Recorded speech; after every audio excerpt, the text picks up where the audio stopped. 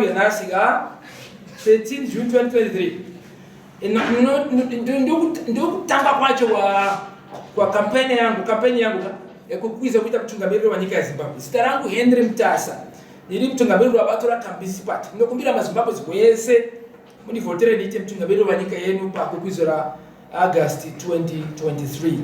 Musi wa 23. Sitarangu Henry Mutasa.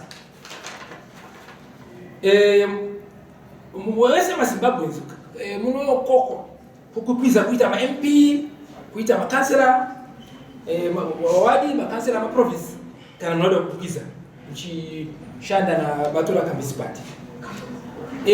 Mari ya kubadala zeki $20,000 dato yone kari ilipo. Mazimbabwe zimulikuze manyika na wali muno Mzimbabwe. Kana mnoda kutumira mari imwe ya kuenda ukapenda kufamba nyika yesi chikapena. Shadisa WhatsApp account iko cash number yangu 0778248217. 0778248217. Kana unaenda kumtumira email enda kwa mutasahenry1@gmail.com. mutasahenry1@gmail.com. Ini ndaka sana Tanzania. Takakula Tanzania. Ndaka ziza kushika ku University of Dar es Salaam chita civil engineering. Then ndakaenda ku University of Zimbabwe. Ndakapeza degree ya civil engineering. Then ndakaenda ku NUST, ndakaita degree la masters degree ya business administration. Then panyaya ya politics, ndakatanga politics gore 1974 ndi Tanzania. Takakumbirwa kuchikoro kwedu ndiri grade 0 enda makore mashana. Tipe ANC Zibra Zanla MPLA ya Angola na Frelimo ya Mozambique. Wape dola ma 3. Shondo rega watenge chikafu waone mali waone simba la kuziza ni nyaya ya hundo kwa na mgagao kuna nani atachingua training camp Tanzania. Then ndakapinda politics second step 1999 ndipo USD ndakapinda MBC yakatangwa chechezo wasati wakaita AGM yao annual wasati waita first congress yao ya August 2000 ndakagara MBC makore 8 nchibadara mitengo yangu mwezi wega ma subscription fees 2016 ndakanyoresa bato langu la Kambizi party na Zimbabwe Electoral Commission. 2017 ndakatanga first press conference ya kampeni ya kuita president 2018 against chingani chikukuza against Mugabe. Ndakakwiza 2018 beta ndinakuona mali ya kupinda ballot paper ndakashirika $1,000 chingani chidiwa pa nomination.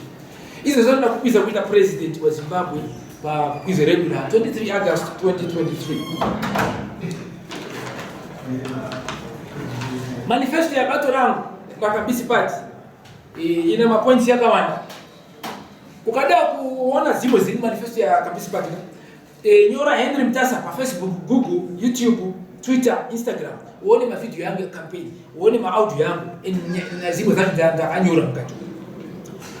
Ini nikaleta president.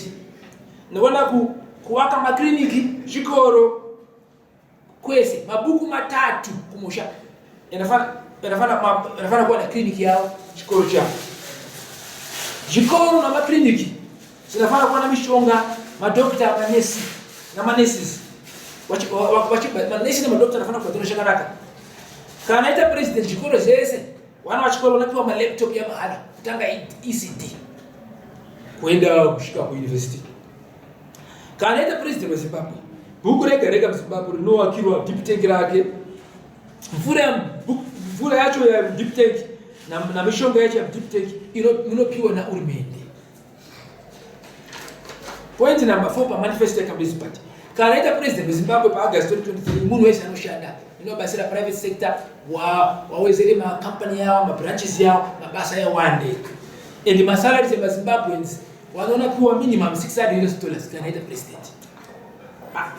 Iwewe kana urana na murungu wako unaona kubadala $50 dishi. Batika namna uirana munweza na kuwa $600 kwenda mbele. Munweza kanaita president wa Zimbabwe ni Henry Mutasa. Munweza na makole 27 kwenda mbele. Anapewa ma title deeds. Anapewa imba ina ma title deeds. Munweza na makole 30 years kwenda mbele. Kanaita president nini? Anapewa 30 hectares plus no title deed. Munweza na farm no title deed no kunda 30 hectares no kutorera. Aina basi mgari president, mgari former president. tunotora tinapa wamwe kana wada kugara na family rinokunda 30 hectares tunokupa 99 years. Chikonzero chiri kuti inini yeni ndotasa mari yakawanda nonotenga nyika yese Zimbabwe. Sana kana tenga nyika Zimbabwe ndogara kubini. Natenga nyika yese na mara na badara 100 billion. Nyora zitarangu title deed Henry Kambizi Zimbabwe is now owned by Henry Mutasa. Wese mwabuda kwenda ku Mozambique na Tanzania. So atiti zo za muno wani kugara na title deed price ndokunda 30 hectares. Kana ita president nini? Pa August 2023. Muno wese ana makole 65 years kwenda mbele. Kana asikushana ndinompa $400 mwezi wega ndio pension yake. Ibe kana ana kushana. Bosi muno mkuru anafana kuchengetwa, anoda mishonga, anoda chikafu, anoda pa kugara, anditi wakuru wanafana kuchengetwa. Wakuru wakafa wachini muna ni wanatusia na ngozi mjika. Kana ita president nini? Madastro road yese kana ari kumushaka kana ari mtown. Yano grade wa kamwe pa miezi mitatu. Kana tunaona mari tunaisa asphalt or tarmac inaita road justice. Kana ita president August 2023 magezi ya endi inagera lipo siku esi. Kana ita president GMB Grain Marketing Board ina badala warimi in ma US dollars. Wana badala pa wanopigwa jindu za tokowa zacho. Murimi kana anaendesa chibagu chake anapewa ipa hapo mali yake ni US. Kana ita president nyaya za kukoti hizi zinaita azifani kudura. Wanu kana wanaenda kubadala zinu kwa high court kana kuma court tunabadala na RTGS akwete ma US dollars. Tunabadala mali shoma kana tena RTGS 50 RTGS Kuita wese mkwere afanye kuona justice, afanye kuona kutomba shakanaka anditi. Kana ita president nini hakuna mungu anogara mlimani prison kufura mwezi mumwe asati yandizo kuti kana polisi ataza kuona evidence kana mwezi mumwe wakufura anoguriswa na kusukira mbako even kana wa kana evidence yaonekwa anochagwa anozokera mjeri. Kana ita president nini magezi ya endi misha yese kumusha kana ita president misha yese kumusha wanu wanapewa ng'ombe tu za mkaka, ng'ombe tu za nyama, ng'ombe tu za kulima, wanu wanapewa matrakta, wanu wanapewa chikafu kana wana kwa shakanaka chikafu cha mahara samu napewa na zambifu no hapa hizo nini na waandisa mani kana mzali pia hapa nini na wazira mapinati bata ma sausage anditi kana ita president nini misha wese kumusha na wakira majimbiyeni kwa kweli. Kana wako chibago chako unaweza mjimbi mwako mbako. Ukaona jimbi haina mali ya kanyaga ya kukupa, wanaenda kukupa sick money, unagarana chibago chako kushika waona nguo ya kutingisa chibago chako. Kana ita president nini? Warimi wese. Ninawa basira warime zuru zina utano, kufanika munga, nyeve, rapoko, nejiyo. Wanu unafanya kudiga sasa la jiyo, rapoko. Duruno utano kunda saza la chibane. Kana ita president nini? Wanu kumusha na wapa fertilizer, na wapa mbeu, na wapa lime mahara. And even matractor na wapa mahara. Zamno pona sana na wapa zeze hizo. So huyo kwa dili.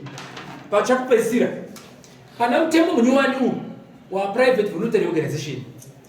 Pana mtemo wa Electoral Act nyaya za mako kizo hizi. Pana mtemo wa Patriotic Act. Mtemo hii anafunga Israel. Yatoya kutuzinga unyika.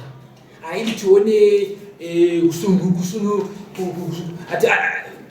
patishirwa onda yacho murenga tingari chida jinufo means jinufo one man one vote freedom ya kukiza politics anditi tungari chida maprazi ngari chida freedom ya kufamba kwese kwese. Now hii mtema hiyo especially wa patriotism act unotuvara miromo hiyo kana ndo kutaura jeti Zimbabwe hakuna magezi ninovara mjini sewa taura Zimbabwe mna magezi hapo ndatotara chakati magezi na wewe usiku cheti so ndakataura Zimbabwe hakuna magezi ni votere nini nosungwa takataura mvura hakuna kuchitunguza inauya 2 days a week injogwa ndichacho but nosungwa because yafana kutaura chini chakaipa kanyika yako hiyo mtemo unafanya kuvusa because ausi right not to independence yet hizo independence yangu ini yatwenda mutemo upa wakapinda upa independence yakati waenda tazokera 1979 so kaenda president nouchinja mutemo unobuda chop.